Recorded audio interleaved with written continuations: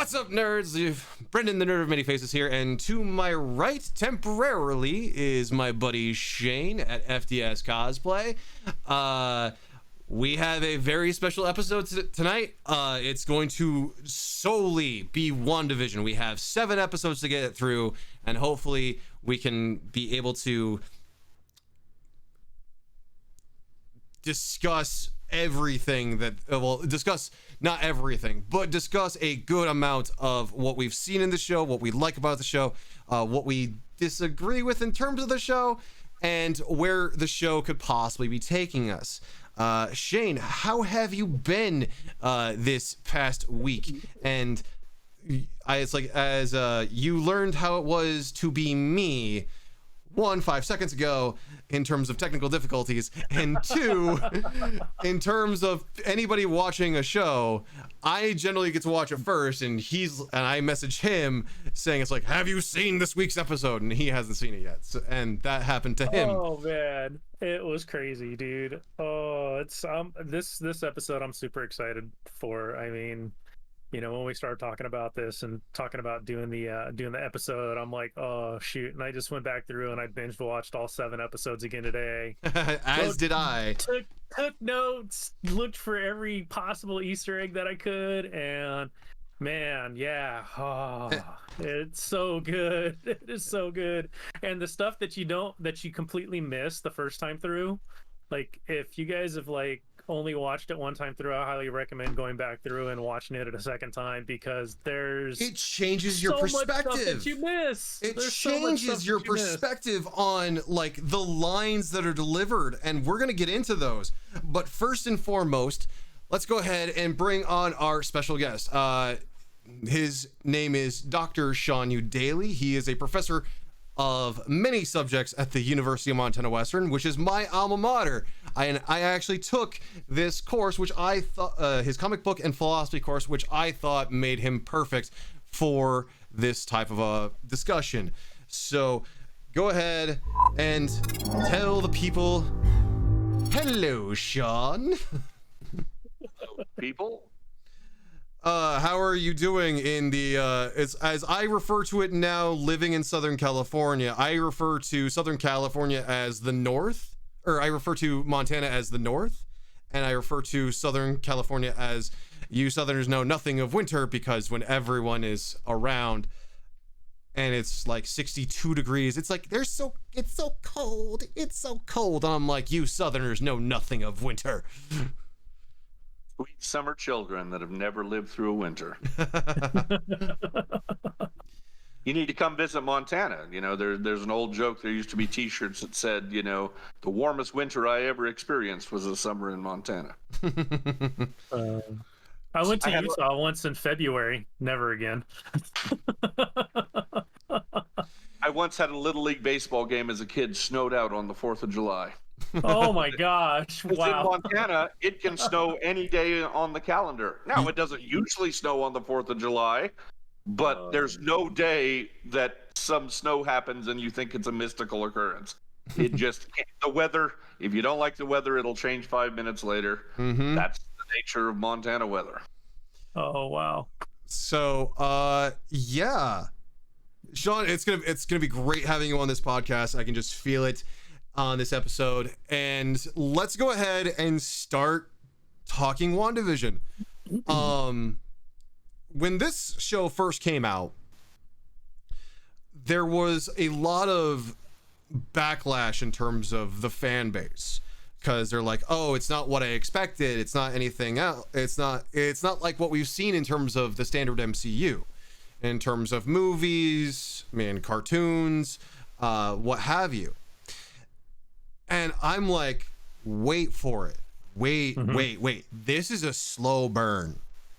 Like, I watched those first 2 episodes, and one of the things that I've heard from other people that was a kind of a critical statement was that they believe that the first 2 episodes should have been compacted into one, rather than just have episode 1, episode 2, and have them be released on the same date, which I kind of thought effectively did the same thing.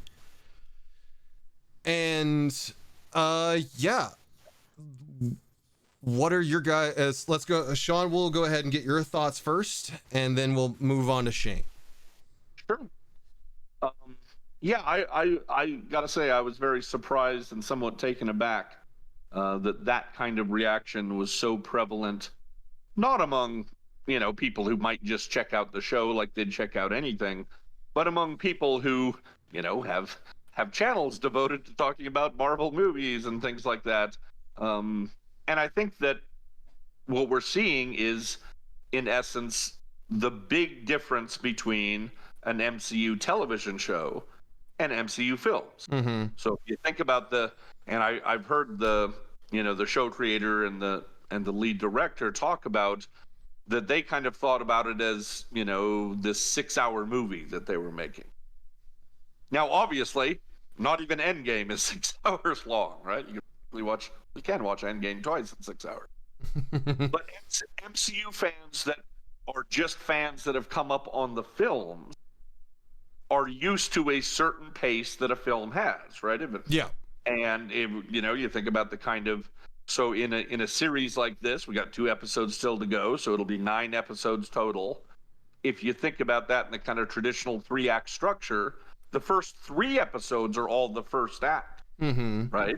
Mhm. I can definitely see that. The first act in a movie is 35 minutes long, right? And so people are used to, in the MCU films, even if it's introducing a new character or something, that basically, like you say, they get you all up to speed in the first half an hour, and then you can get into the story. And so when people say things like, well, if you could have just combined episodes 1 and 2 into a single episode, what I think they're feeling is, this doesn't take this long to get into the details of the plot in a film. But this isn't a film.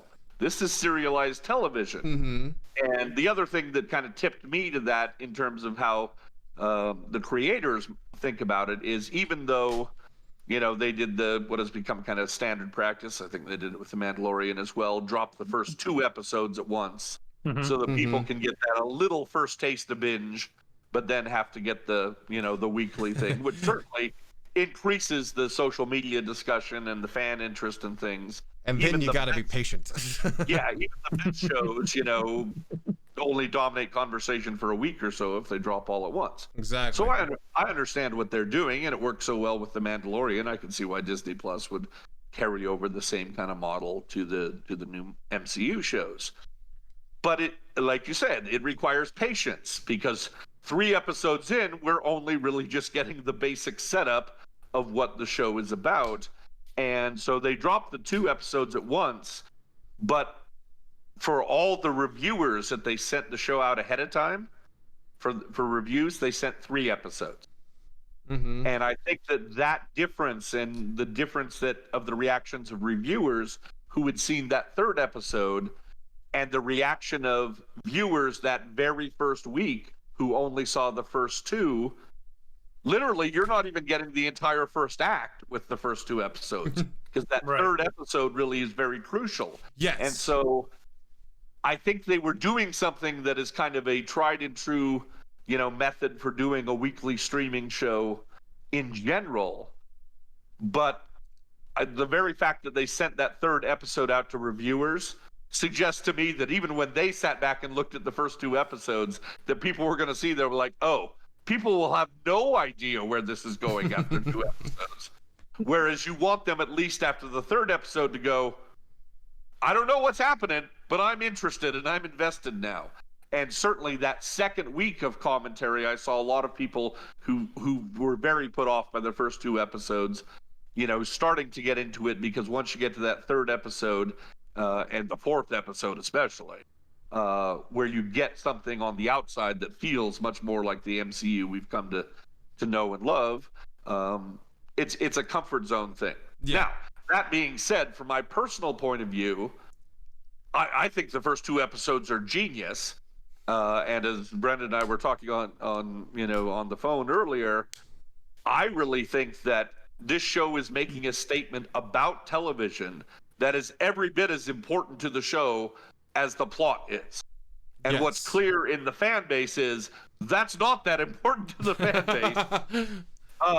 And because they're MCU fans and they want to see where it's going and how it fits into the wider universe. I mean, it's the double-edged sword of having created this wonderful cinematic universe, is that in some ways, certainly the beginning of this show, and even the show in its full concept, is kind of a standalone story with characters we know from before, at least some characters, and with implications that I think are going to be a big deal going forward in the MCU, including in the films, obviously Doctor Strange, because we've already been told that Wanda will be a part of that. Yep.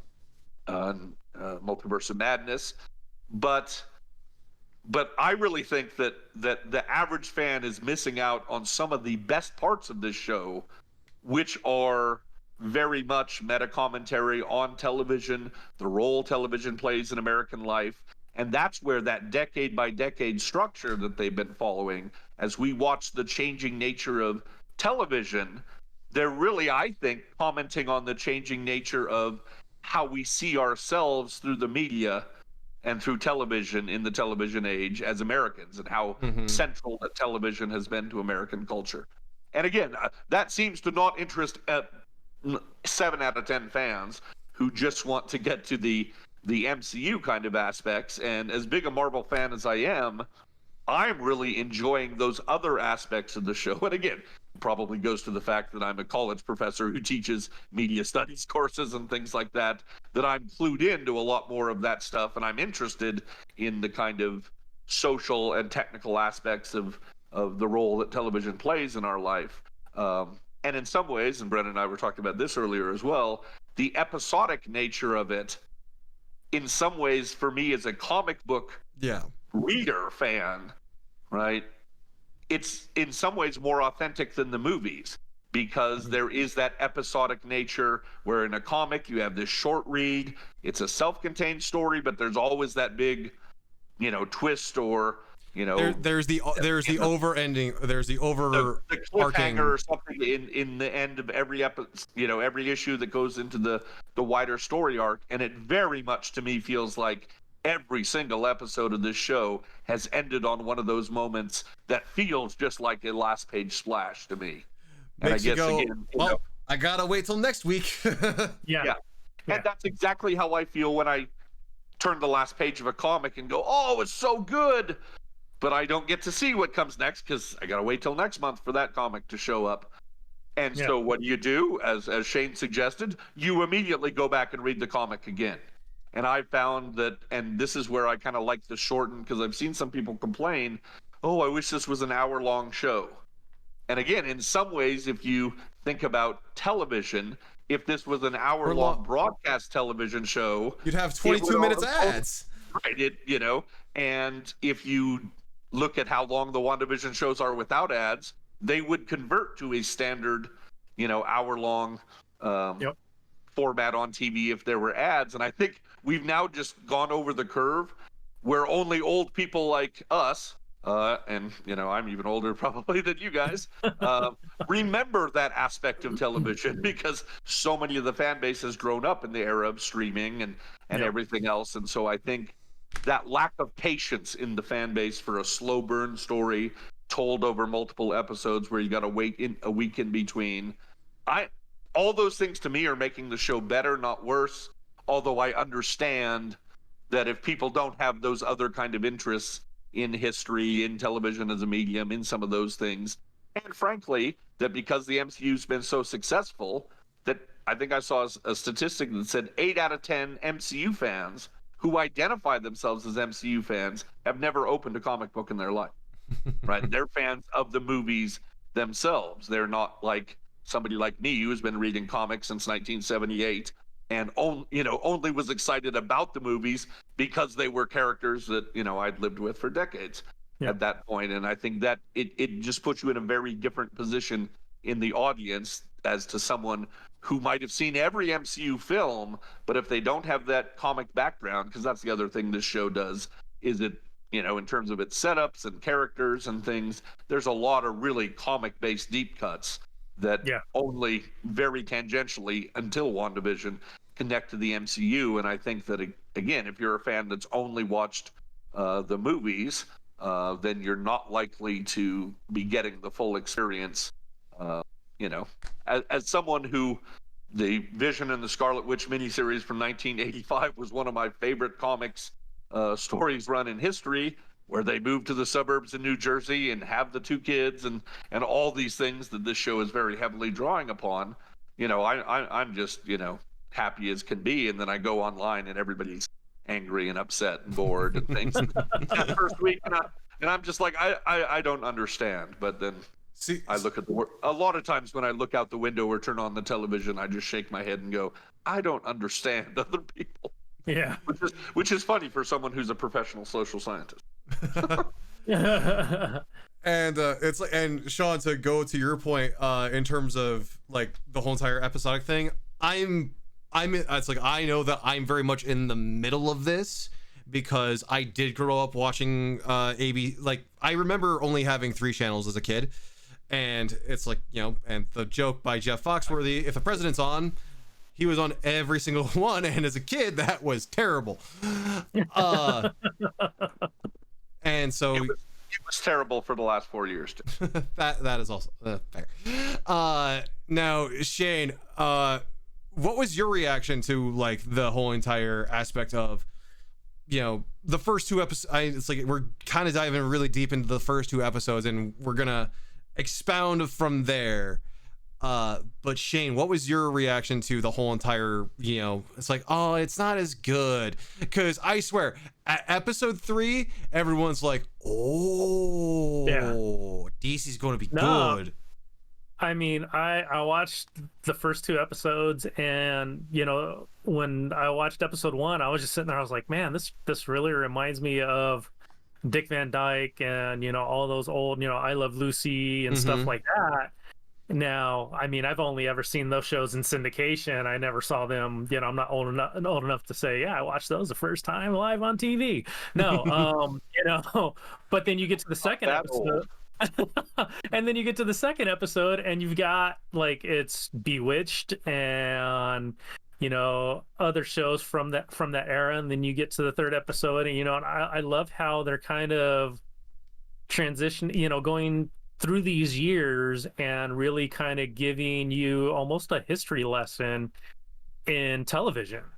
Because when you go back and you watch these episodes, especially, you know, the first 2 that are in black and white, that they did a phenomenal job of really bringing forward how the acting was back in you know, the 60s, and, you know, and with those TV shows, because it's just everything that could go wrong would go wrong in those shows. I mean, if you've ever seen an episode of I Love Lucy, I mean, that's, you know, that is the the blueprint for that, you know, for that genre. And, you know, and they've done that with every single episode, going from different year to year to year, to where even with this last episode, where it was kind of like, you know, the whole beginning was almost kind of like the Office type thing, and then it was the kind of 30-something type of episode to kind of follow in. And it just, they've done a great job as not only giving you that television history lesson, but they're also doing a great job of giving you a history of Marvel Comics, because of the different characters that they are bringing in. Like, seeing the names of the characters and stuff has made me go, why does that sound familiar? Why do I know that name? Why does that come, you know? And, you know, going back and, you know, putting 2 and 2 together, you're like, oh, damn, that's sick. You know, and, you know, the people that were giving it slack the first 2 episodes, you know, I read an article that said people have forgotten how to watch television. You know, which is, you know, it's true, because, you know, we're in an era of streaming. You know, the age of Netflix, Hulu. Cable anymore. Yeah. You know, there's not that much cable. You know, not that many people have cable anymore. I mean, my parents do, but my parents are in their 70s. You know, my dad wouldn't know the first thing about streaming something on, you know, on the TV, on their smart TV that they're having. My mom does, because she's, I mean, I get my nerdiness and geekness and movie fascination and all that stuff from my mom. But, you know, it's definitely true, because a lot of people were complaining about, just the genre and the pace of it, and it's like, guys, just give it a break. Like with every TV show, like you and I've talked about this, Brendan. Mm-hmm. Give it 3 episodes. Yep. If by that 3rd episode you're not blown away, you're not going to be blown away. It's really for me. I was blown away, after that 1st episode, because I was just like, wow, you guys really kind of gave me a history lesson and reminded me of what TV was like back in those days.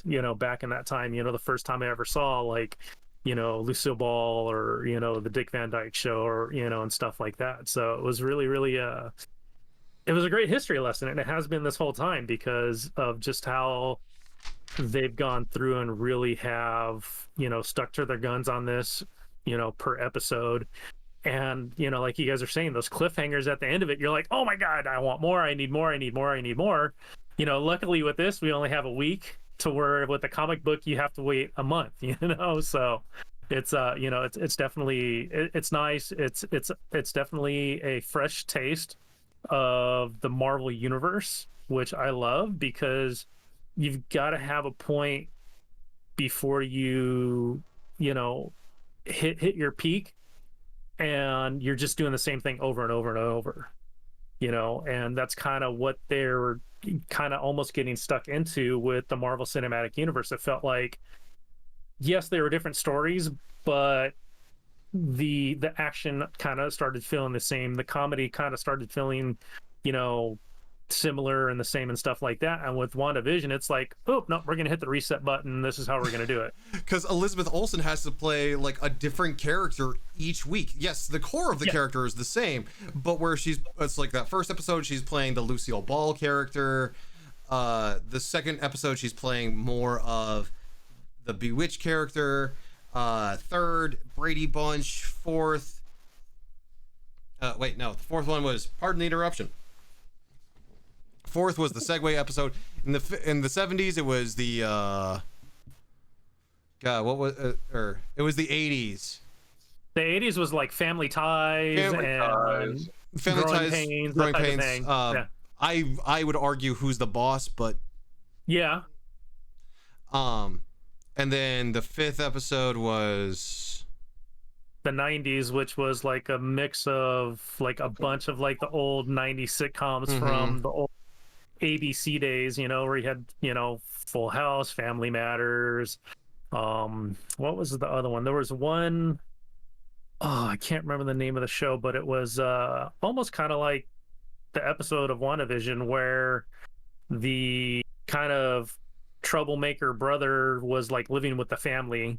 It was, I'll remember from the name of the character was Cody. That's all I can remember of the damn show. Isn't that Growing Pains? No, that wasn't Growing Pains. It was, was it Michael J. Fox or was it Leonardo DiCaprio that you're thinking of? Because I think neither. That was Family Ties. Oh, Family Ties. Okay.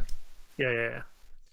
And no, the 90s one. Oh man, I'm blanking. I'm sorry. That's fine. But and then I would say it's like you're absolutely correct in terms of this last episode having like an Office or The Office type feel, but also Modern Family. Very much a Modern Family type episodic thing. All right, so now we're going to talk about episode 7, because the reveals that happened in episode 7, I think, are going to greatly change in terms of how we discuss the rest of it's like even episodes 1, 2, so on and so forth, up to episode 7. And so if you are wanting to avoid spoilers, turn back now. If you, it's like, abandon all hope for ye who enter here from this point on. So this past week, this past Friday, the big reveal was shown in terms of who the big baddie is, and that is Agnes, and she is Agatha Hargreaves. Is that correct, Sean? Harkness. Thank you. I said that wrong the first time. I said it wrong again the second time. Just like a Captain Jack Harkness. Okay.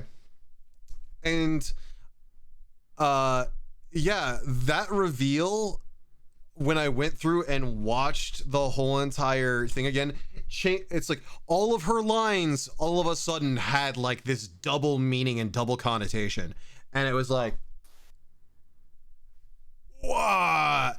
And Sean, seeing as you are, it's like you to me are the Marvel resident expert here, so can you tell us the significance to Agatha and her character in the Marvel universe in terms of the comics, and where we could potentially see it go in the future? Absolutely. I often joke with people and talking about that character that imagine if Peter Parker's Aunt May was actually a witch, because if you see the early comic art, she was drawn almost exactly the same as Aunt May, except for she always had her cat familiar that she was holding and petting, and the brooch around her neck, 2 items that they brought into WandaVision. But she first shows up as the governess for Franklin Richards, Reed and Sue Storm Richards' first son in the Fantastic Four comics. Exactly where in the run it is, issue 100, somewhere like that. But I think it's 1970 that they introduce her. And again, she's a character that reoccurs and shows up all the time, but doesn't really do too much in Fantastic Four. I mean, she's literally there to babysit the kid, because when they were hauling him out on all their adventures, some readers start to write in and go, that's kind of like child abuse to take your kid into the negative zone, you know? And so they had to realize, and of course, this is in the same era where they had the issue with the Johnny Storm flame on thing in the Fantastic Four cartoon, and kid set himself on fire, and so all of a sudden the Fantastic Four cartoon no longer had the Human Torch and had Herbie the dumb little robot instead. Of course, in the comics, Herbie was then retconned as a robot babysitter for the kids too. So it's that same kind of odd function that you're not a member of the Fantastic Four, but you're kind of a reoccurring character in the same way that Alicia Masters is Ben's girlfriend for years and years, was a reoccurring character you'd see all the time, but never was really central to any major plot, or certainly not the action that happened in the Fantastic Four books. But she was the first one to realize that there was something special and incredibly powerful about Franklin, right? Long before his parents realized that he was in fact a very powerful mutant. She's the one that first realized that. And in the Fantastic Four comics, it wasn't clear, although she literally makes a joke in one panel that, oh, what do you think, I'm a witch or something? But they never pick up on that in the Fantastic Four comics. And so she was just kind of this, roster of background character, Marvel character for a lot of years.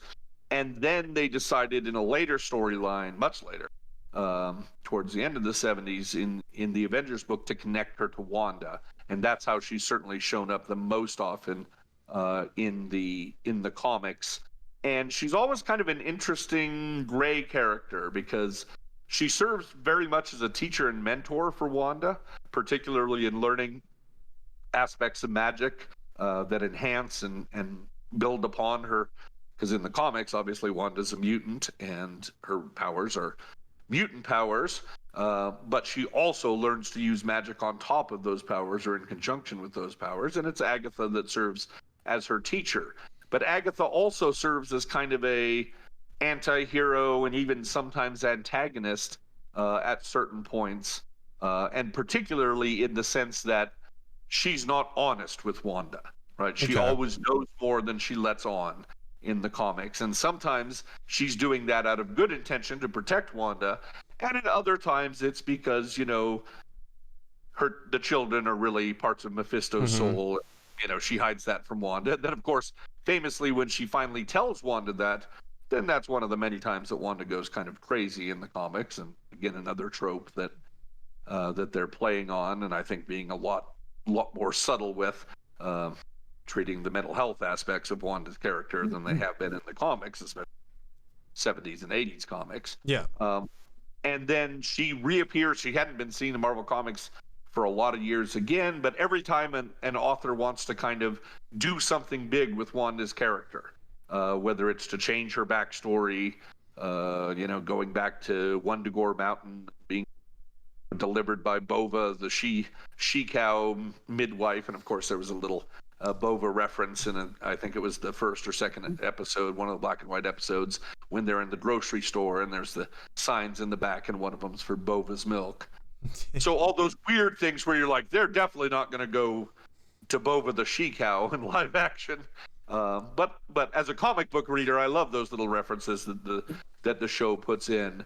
But they brought her back for the Avengers Disassembled storyline because after Wanda does not take finding out her kids aren't real, well, then Agatha casts a spell on her so that Wanda forgets the boys. But then Wanda, after, going through other traumas and things, she remembers that she had these children, and she doesn't know why they're gone or why everybody else around her acts like she never had children. And of course, it's because nobody wants to bring them up because they wiped her memory. It's kind of like somewhat like what they did with Dr. Light and Batman and Identity Crisis in the DC comics. And that obviously has consequences in that when Wanda finds out, she kills Agatha Harkness in the Avengers Disassembled storyline. Of course, she kills Hawkeye and Vision and Jack Parts and Scott Lang Ant-Man and a whole lot of people. There's a lot of death. Well, yeah. And of course, that's what leads into House of M, which leads into Decimation and all the No More Mutant stuff. So she's a character that's been incredibly important in the history of Wanda Maximoff's story. But of course, Wanda herself has never been kind of the main character, even when she was on the Avengers teams and things like that. She was always more of an ensemble player. And so Agatha, even more so, very much a background character, but in the more narrow cast of the continuity about Wanda and about specifically the relationship between Wanda and Vision and them having children and things that comes from the 1985 miniseries, 12-issue miniseries Vision and the Scarlet Witch. She was a crucial character in that, and they're borrowing tons of elements from that storyline and the other times when she pops up in the show. So I kind of went into the show thinking that that's who Agnes was. Just because of that comic foreknowledge. And so at some point I was actually prepared to be really disappointed if it wasn't Agatha Harkness. But certainly when it was, and the Munster style theme song, the Agnes All Along. That was awesome. Maybe my single favorite humorous moment in the entire show. I mean, I think all the theme songs and the commercials have been genius, but that's my favorite one. And it's because I was waiting for this reveal for 7 episodes. So when it hit, it wasn't a shock to me, but it was like the most delightful fan service payoff that I could imagine. I literally cheered alone in my apartment. Alone in my apartment is how we live now these days, right? Right. Yep. Oh no, that was awesome. Like, I loved the Munsters growing up. Like when that happened, I was like, oh shit. Like, this is amazing.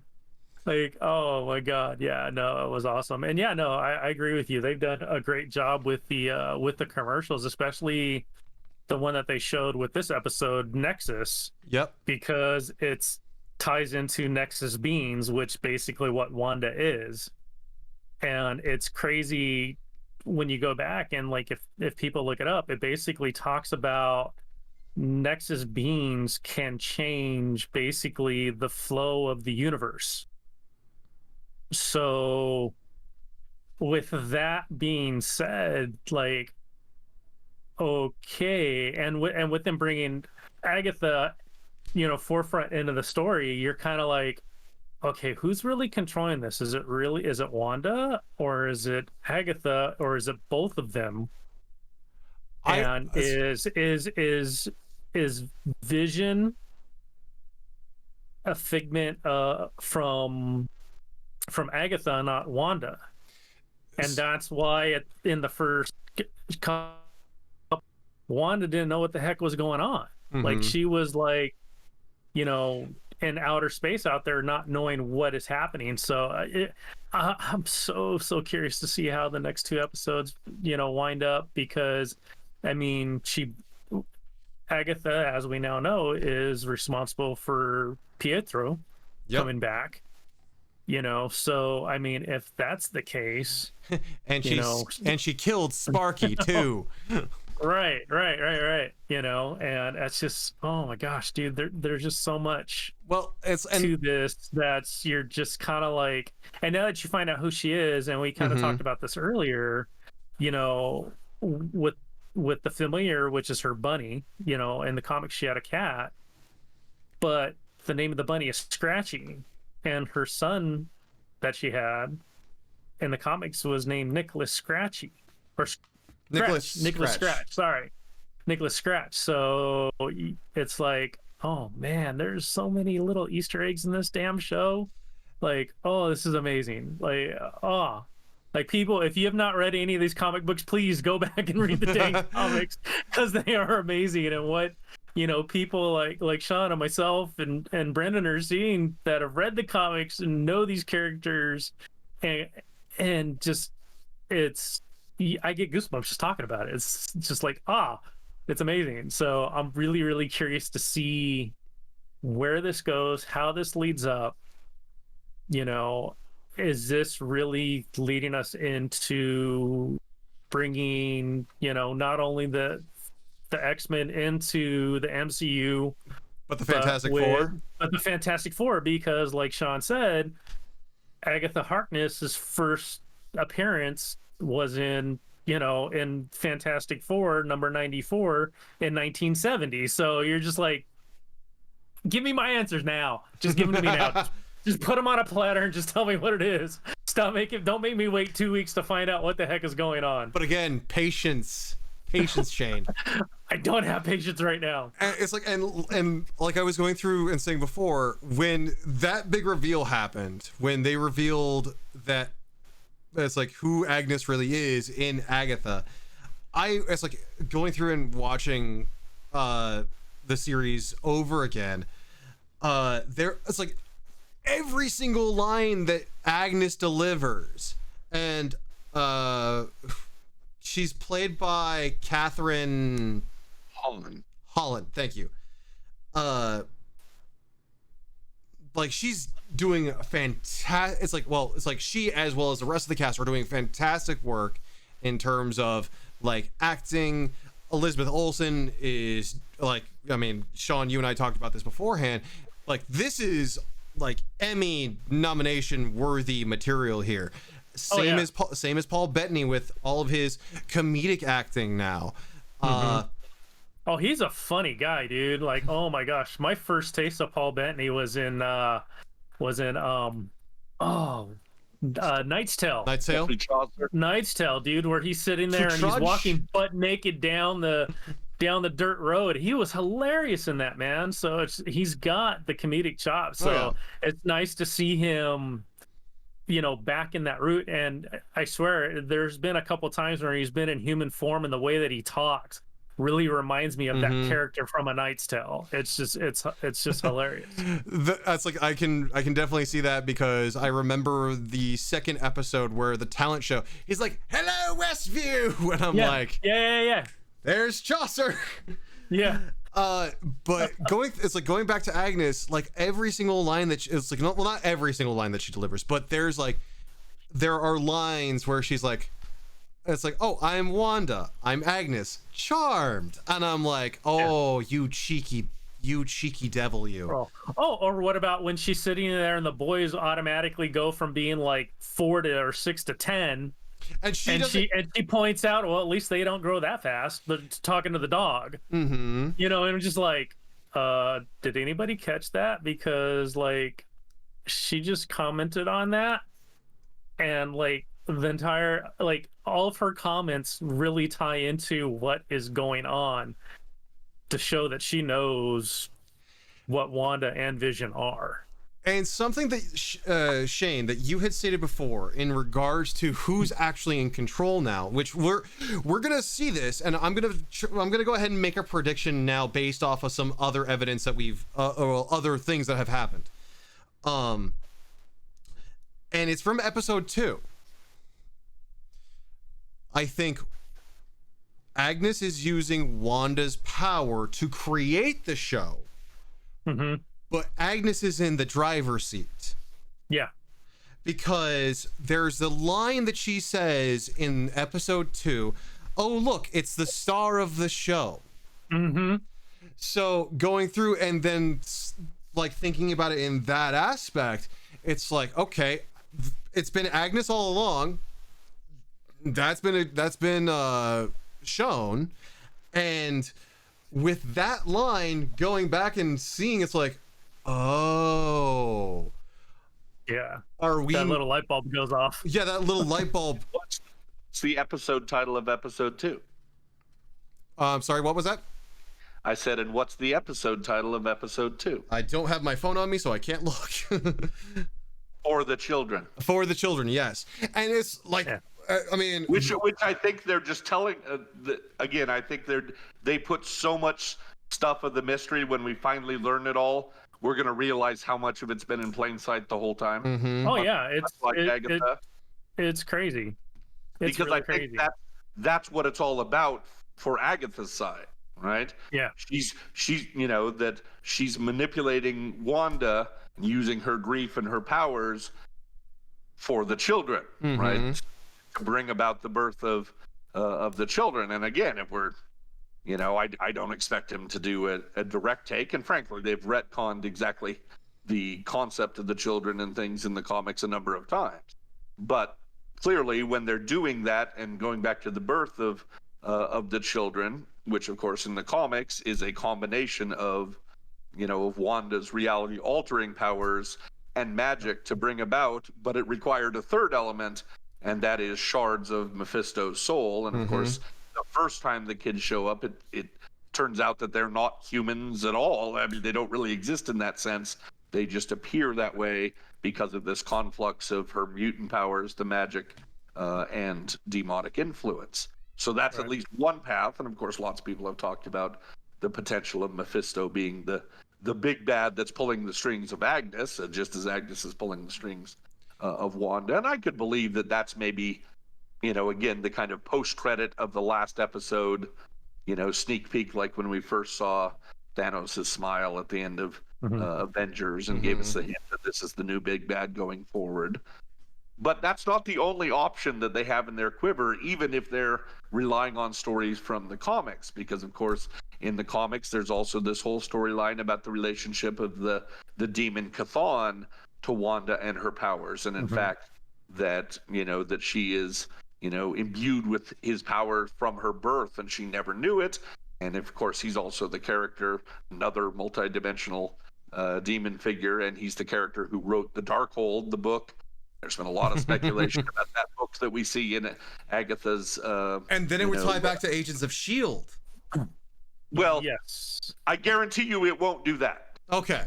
Not that it shouldn't, because obviously the Right. Darkhold was a major factor in Ghost Rider storyline and stuff in season 4 of Agents of S.H.I.E.L.D., and it also showed up in the Runaways show. But because that was back when those parts of Marvel TV were under Marvel Comics and not Marvel Studios Okay. and Kevin Feige, there will be some connections, but all the scuttlebutt has been that much in the same way they're going to bring in the X-Men and things, but they're not just going to embrace and say everything you saw in the Fox X-Men Right. movies is now canon. Even in a multiversal sense, they're not going to do that. Right. And it really has nothing to do with storytelling and everything to do with the behind-the-scenes business and politics of the MCU. And of course, now that Kevin Feige won that power struggle over Ike Perlmutter in Marvel Comics division and took all the TV stuff away, and in fact, now even the comics division is below Marvel Studios in terms of creative.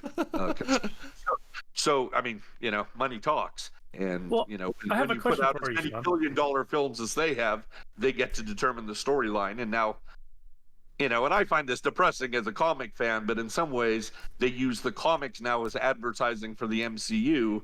Whereas as a comics fan, I see the MCU as a giant, expensive advertisement to go back and read the comic. Right. But I'm an old. Well, I have a question for you though. So with how everything's going on with WandaVision, right? And with the introduction of the X-Men's Quicksilver as her brother in the show, to you, and kind of with Agatha coming in and I vaguely remember this, but it was I think it was a Scarlet Witch comic or it was an X-Men comic where we find out that she has a half sister and her sister's father is Magneto. And the three of them team up to take out one of the villains, which ties into Scarlet Witch's kind of. I don't remember the comic. It's been so long. But do you? Polaris, her half sister. Yes, thank you. Has the magnetism powers of her father and things. And of course, that's something that when they introduced, because of course they introduced these characters as members of Magneto's Brotherhood of Mutants in the X-Men comics, but then, famously, Wanda and Pietro leave Magneto, and at that time, there wasn't even any hint of Magneto being their father. I don't think that thought had even occurred to Stan and Jack Kirby, but they retconned that later, and then retconned it away later than that. But I definitely think that's one avenue that they could go, because at least for the vast majority of time of her character's continuity, she's been Magneto's daughter, and certainly in storylines like Avengers Disassembled and House of M and Decimation, in all of those is during the time in which she's Magneto's daughter, and Magneto plays a great role in that. In fact, in the comic books, Magneto shows up for the birth of the children. He's actually there to help, as is, Pietro. And as is Wonder Man, and of course there have been a few little Wonder Man references in the show too, is in the comics continuity. And again, this is the kind of thing that comics fans love, and why casual fans don't read the comics. The original Human Torch, going back to, the android Human Torch or synthezoid Human Torch, created by Dr. Phineas Horton back in the 40s, who fought with Captain America and Namor in the Invaders during the Second World War. And you actually even see him at the Stark Expo show that, he's on display in the flashback in one of the Iron Man movies. They give a little nod to it. So the original character of the Human Torch, who's not the Human Torch from the Fantastic Four, his synthezoid body is what in the comics eventually gets repurposed and becomes Vision. And of course, in the MCU, it's they kind of, Jarvis plays that role. Yeah. It's a software issue rather than a hardware issue, to put it in our technological terms. But the brain patterns of Vision were based upon Simon Williams, Power Man, or Wonder Man. And so because of that, in the comics, Wonder Man comes to see Vision as a brother, right? Even though they're obviously not natural brothers. And so he's involved in the storyline with them having the children and stuff too. And again, going back to those ads on the wall in the grocery store in episode 2, there's an ad up there for Wonder something, but it's in the same, on the same wall as the Bova milk and the Anti-A's cat kitty litter. Another great Agatha and Senor Strachey reference. But of course, Wonder Man in the comics has a natural brother who is the villain, the Grim Reaper. And in the intro to the second episode, the Bewitched style intro, you can actually see in the animated intro, you see the Grim Reaper's helmet buried under with a skeleton buried under their house. And so again, it's one of those things where I don't expect the Grim Reaper to show up, because you'd have to explain all that backstory, none of which has even been introduced in the MCU. That apparently there was actually even a scene shot with Nathan Fillion playing Wonder Man, or at least playing Simon Williams before he becomes Wonder Man in the Guardians of the Galaxy franchise, but then they ended up cutting it, and so they've never even mentioned that character. Yeah. So, but again, as a comics fan, it's so much fun just to see these things and go, okay, are these just little love letters to other comic fans, or is this something that they're actually setting up as foreshadowing? Right. And I've been amazed at a lot of the things that I was like, I appreciate that nod, but I didn't expect it to go anywhere. And a number of those things have gone somewhere. And so I'm now at this point where I wouldn't be surprised if they reveal Mephisto at the end, or even Chthon. But the other thing that might be interesting, which ties back to the Nexus idea, because in the comics, the idea of a Nexus being is that there's one in each realm of the multiverse, and Yeah. Wanda is the one for the Marvel 616, the main Yep. Marvel continuity, at least before the new Secret Wars combined the multiverse. And so, but that is specifically tied to their ability to change the future and thus change the time stream.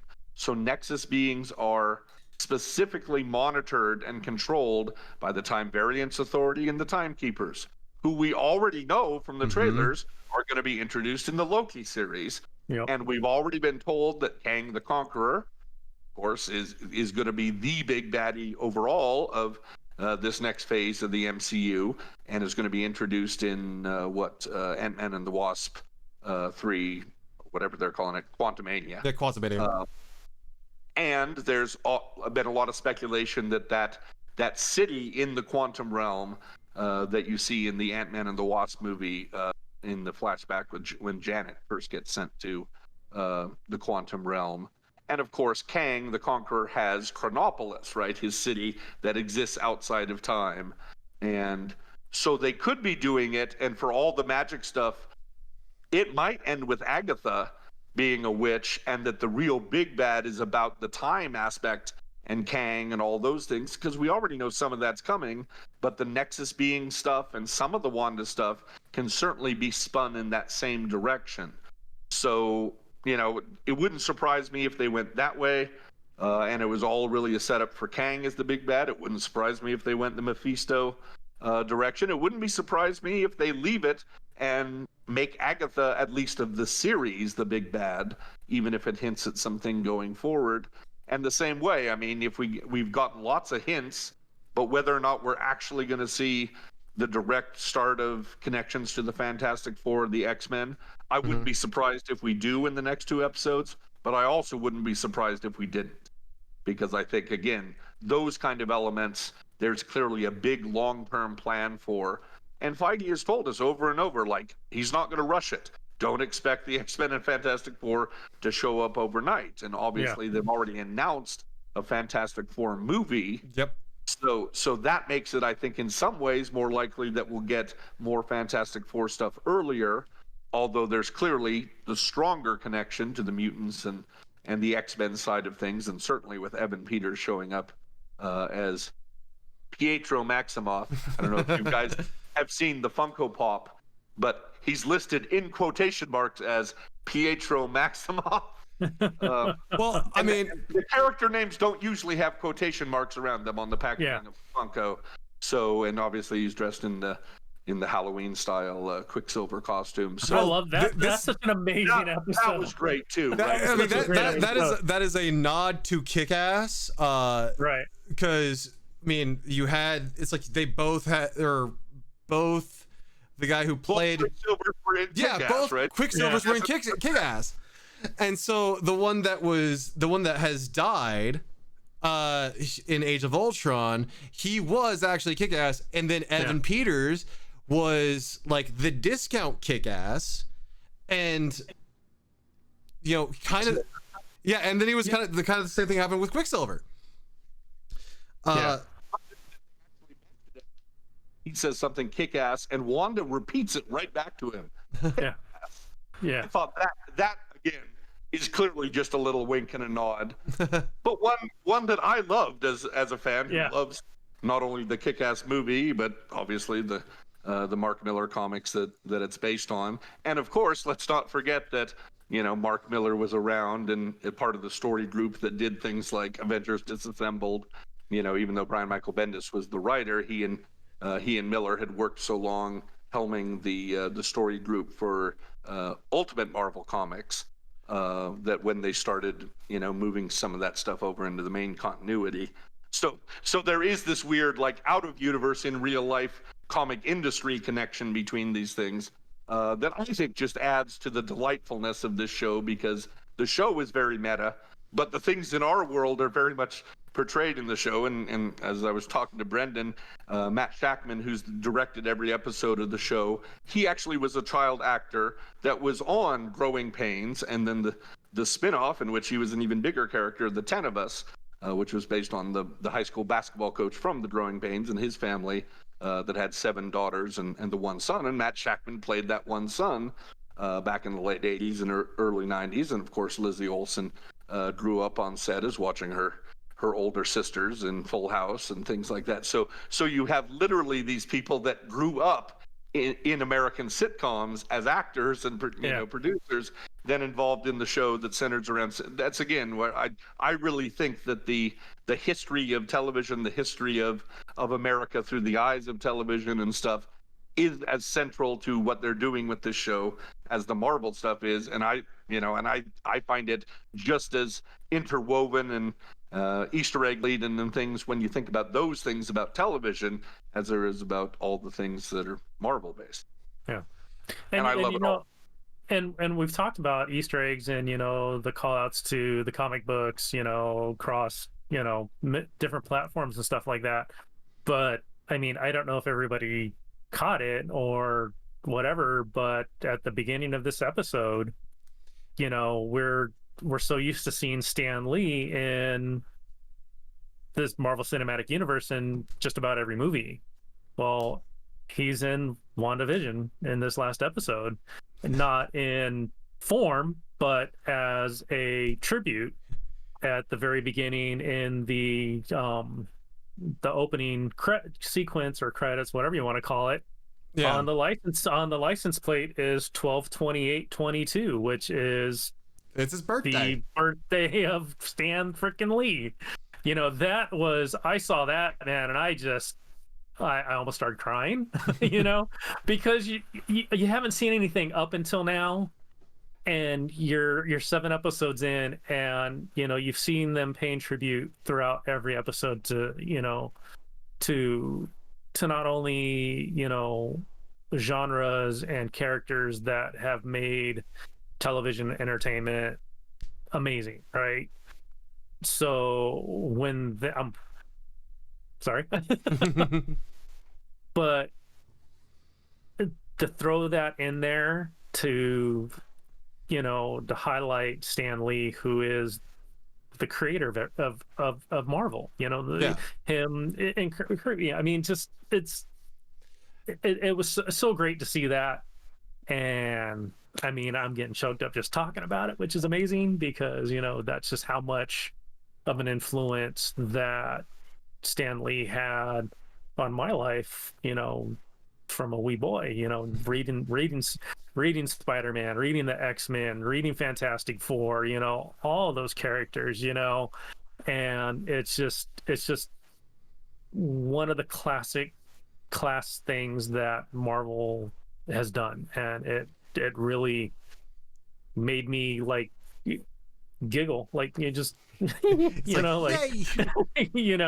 so I just please go back and see that if you have not, because that is it is an amazing moment, even though it's only like a split second, and if you blink you completely miss it. So and then the other thing too, I mean, we're talking about characters and we got Agatha, what about Monica Rambeau? I mean, dude, like, hello. Oh yeah, it's like holy shit. Because there was that one day that you asked me during our production meeting, it's like, is that the same girl from Captain Marvel? I'm like, yes, that is Lieutenant Trouble. They addressed this in episode 4. And I couldn't believe that I missed that, because I was just sitting there, I'm like, wait, Monica Rambeau. I was like, Rambo. I was like, wait, that's Carol's best friend. Wait, no. What? Holy shit, that's her daughter. Her daughter.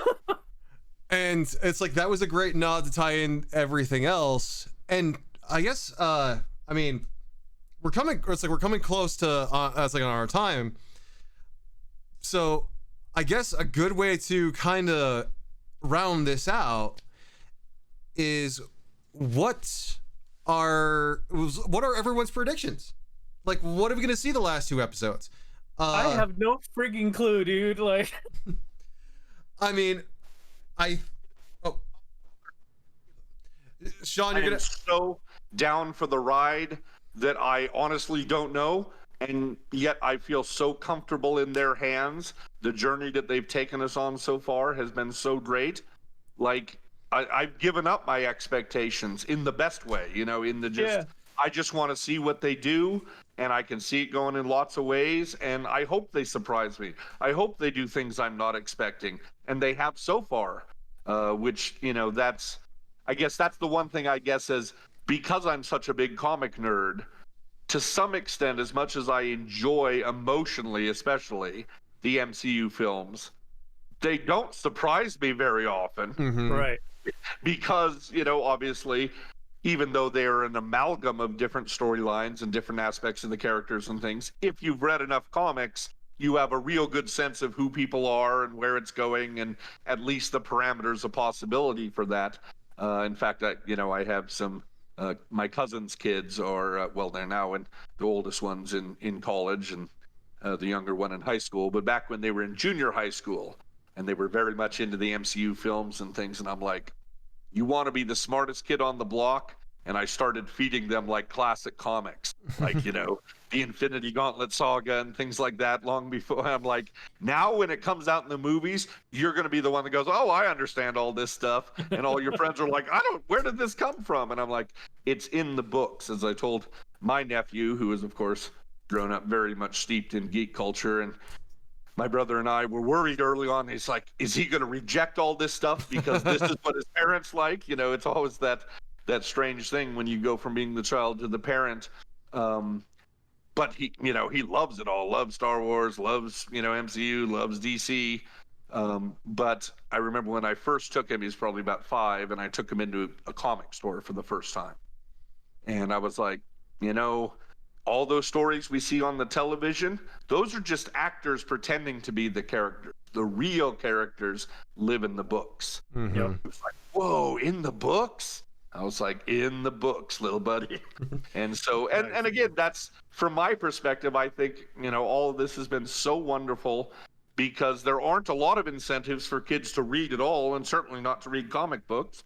That trend has just continued, that the average comic book reader are people like us, not the kids who read comics like we did when we were kids. Yeah. And, as Brendan suggested, I teach a lot of comics-based classes at the university, and most of the time, students might be familiar with the characters from movie or TV, but it's almost always the first experience of actually reading a comic book that most of my students have ever had, is when I assign them one in class. And so sometimes that's a fun experience, and then sometimes, I remember a couple of years ago, I taught a class called Black Heroes Matter. And so we looked at, Falcon and Black Panther and Luke Cage and the history of Black characters in comics. But I remember the first day that they were assigned to read, it was the Sam Wilson Captain America book. So he's going to be a big source material for Falcon and the Winter Soldier coming up after this. But I had students that came in the next day and they were like, oh, I didn't look at the pictures, I just read the words. And then other students were like, there were words? I just looked at the art. And I was like, there weren't instructions on a comic when I was a 4-year-old when it was first handed to me.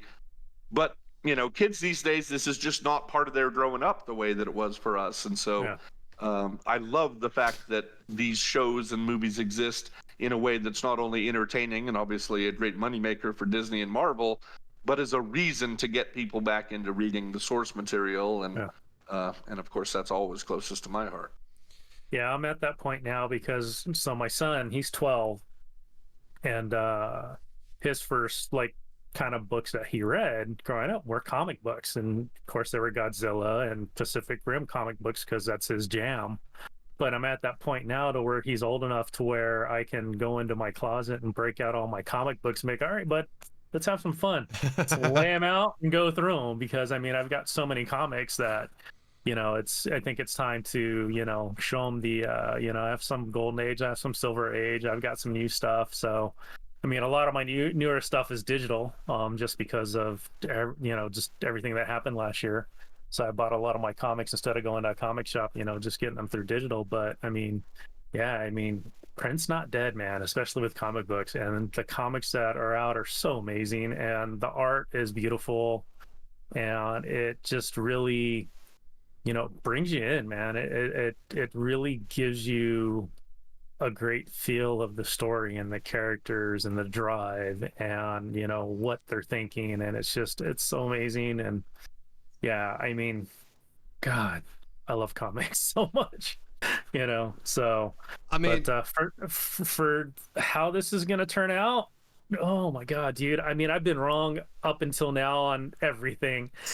Like Sean, you know, it's like I've read these comics, I know these characters, and I mean, there's so many different ways that this can go, you know. Hence, like, you know, I know that you and I've talked about it, Brendan, about Mhm. them, you know, really kind of, you know, bringing Quicksilver into this series as the Quicksilver from the X-Men from Yep. Fox, you know. And that was kind of my with, prediction of saying it's like, well, if Disney's is now saying it's like, well, we own this now, right, and it's right, like, oh, I mean, it could be that I'm still right, but it could, I mean, now it's like, I don't know if it's like I have guessed C on the test, and it's like, it's looking like it could be A or B, and I'm like, oh boy. right. It's there's so many answers to the quiz that there's no, I mean, there's no wrong answer when you think about it, you know. It's one of, it's A, B, C, or D, and you know, it's a multiple choice question, and you're not going to get the wrong answer regardless of what you choose, and they can take this any way that they want. I mean, Yeah. we're not going to know how this really is going to go until that last episode right before the end credits, because we're going to get our answers, and the last episode, the final scene, is going to leave you going, oh, I want more. It's like, I want more. What's going on? I Like, gotta wait for more. a whole entire another season for this. Oh no, you'll get your answers through the movies and everything else. Yeah, you'll get the. That's where you're gonna get your answers. You know, because some from this is setting everything up. So it's gonna be I mean, I'm strapped in. I'm ready to go. I got my ticket for this ride, and you know, let's go, man. I got my hands up. I'm ready to go on my loop-de-loops and everything. You know, let's take this roller coaster to the end, man. And for me, it's going to be amazing. For me, it's like the only prediction that I am going to make, because I am very much like you. I don't know what's going to happen. I've enjoyed the ride, and I'm still going to enjoy the ride. But the one prediction that I'm gonna make is that Photon / Monica Rambeau, like, she's in the Hex right now. Yes. I have a very strong feeling that she's going to be the one to come save the day, essentially. But then, like, it's like her coming to save the day then enables Wanda and Vision and, you know, Darcy, for that matter, to try and, you know, beat Agnes, essentially. And that's about the only thing that I can make in terms of prediction, because in terms of, like, current sitcoms, we're caught up. Yeah. We don't have any more sitcoms to actually go through that they can actually base an episode off of. So now for these last 2 episodes, it's going to be very much an uncharted water for us as the viewer. Because, you know, we got Modern Family, we got all these other, we got all the classic sitcoms, we got all this other stuff out of the way. But now we're getting to the point where it's like, we don't have that backing anymore. So what's this going to mean? And I think it's going to mean that we're going to actually see the WandaVision show come to fruition. Yeah. And well, the one thing that you're talking about, that, you know, with Darcy, now another cool thing that they did, if you go back and watch that first episode, and at the very end, where the camera's pulling away from the TV, it's and her watching the show. It's her watching the dang show. Yeah. So, but yeah, no, that is going to be question. It's like, we have so many answers. Can I pick up on that point, Brandon? Huh? Go ahead. I think you're really on to something. So again, if we think about the episodic structure of the show, and that every year it's basically gone through a different decade, and then the stylistic conventions and things that were going on in sitcoms in that decade, which of course already incorporates what's going on in the world in that decade.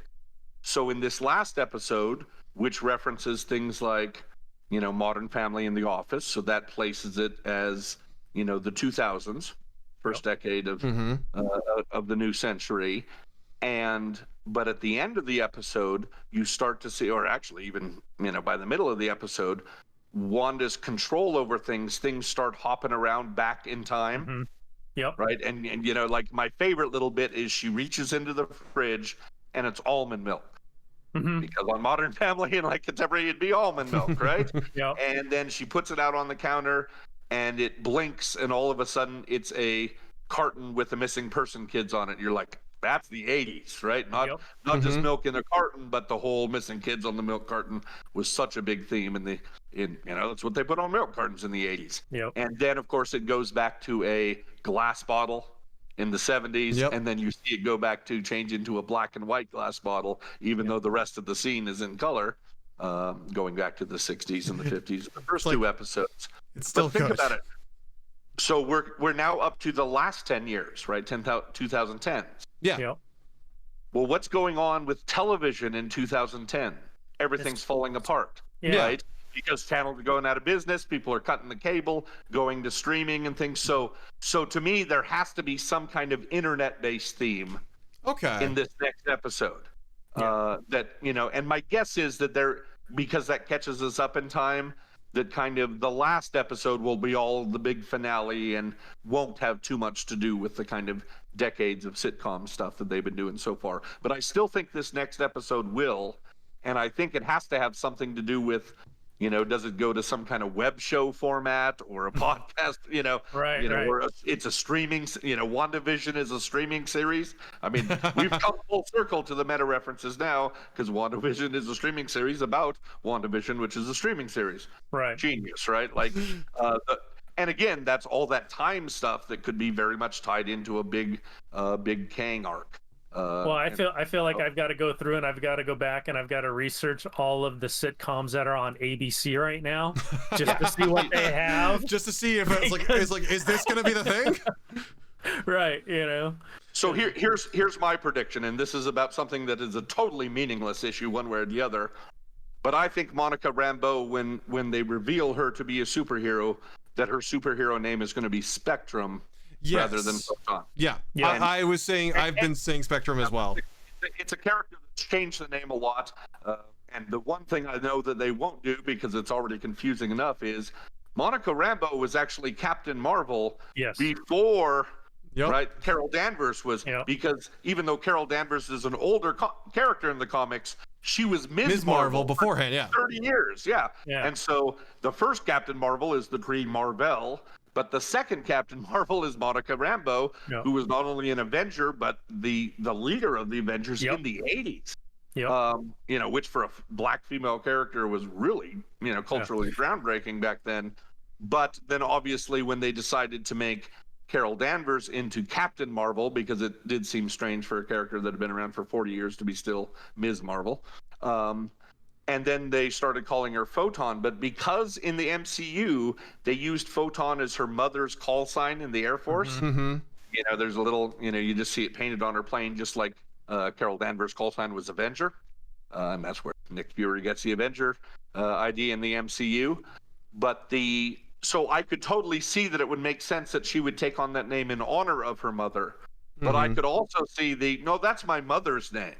Right, I need my own name. Right, and then the little thing in the show that tells me that is when she first goes into the hex this second time, and she looks up, she is seeing not only visible light, not only infrared and ultraviolet. Now, of course, all those aspects of light you would associate with Photon, and when she was Captain Marvel, her powers were very much light-based even then. But you notice when she looks at the transformers on the power lines, she can see the electromagnetism. So she's seeing the full spectrum, not just the visible spectrum. And of course, that's why the character's name in the modern comics is Spectrum. So that's my only prediction, because that one, I don't care if I'm wrong or right. It doesn't really matter either way. But that's just a little, that scene and the way they visually portrayed that, I just went, they're showing us the full spectrum, hence she's going to be Spectrum. Right. Yeah. And it's like, I'm in the same boat as you. It's like, if she's Photon, if she's Spectrum, like, I don't care. 6 to 1, half a dozen to the other. It's awesome. All right. Yeah, when she came back through that last time and her eyes went blue, I'm just like, oh, they're doing it. They're really, really doing this. Oh my gosh. Okay, deep breath. Just okay, here we go.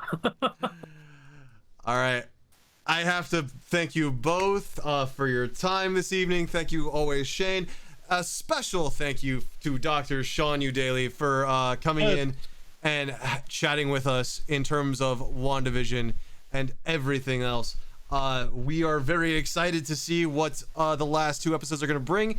In all honesty, it's probably going to be episode 5 that we talk of this podcast on this channel. So if you like what it is that we're talking about, make sure to click the like button, hit subscribe, leave a comment down below. Tell us your thoughts in terms of what you think is going to happen. On behalf of myself, Sean, and Shane, we are the Knights of Nerd. Have a good night, and we'll catch you all later. Bye. Laters. Bye.